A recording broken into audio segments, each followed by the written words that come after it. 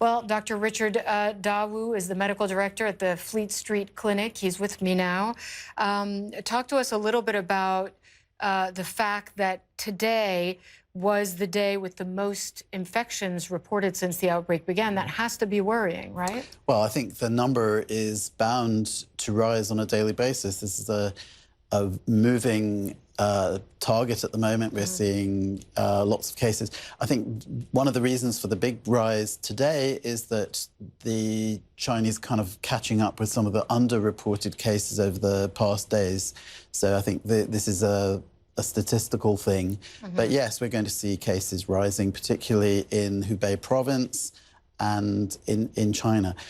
More than 2/3 of the cases that have been tallied so far in China are in Hubei province. So would you call it relatively contained at this stage, or is there a real risk of this becoming worldwide? It is relatively contained. The number of cases that has been recorded, confirmed out of China is still pretty small. It's under 200. So, and the number of locally transmitted cases beyond that, again, is still well in double digits.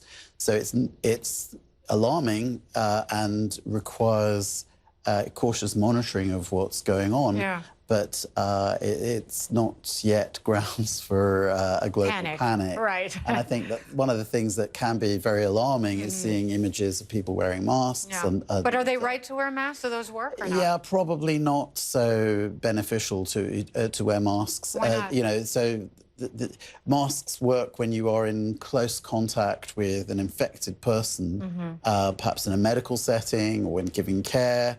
But out in the street, in a well-ventilated environment, you're not really at risk from the kind of droplets that would be prevented by a surgical mask. So it would work perhaps within 1 meter of distance.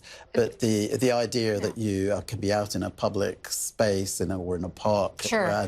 But very briefly, if I told you I was going to China today, what would you tell me to do?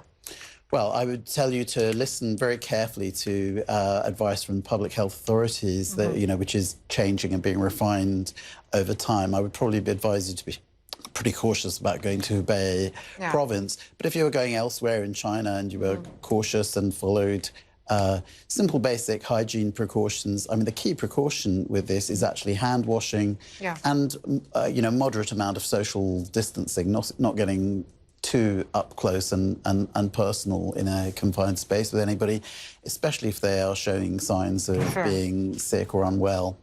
Dr. Richard Dawood, thank you very much for joining us.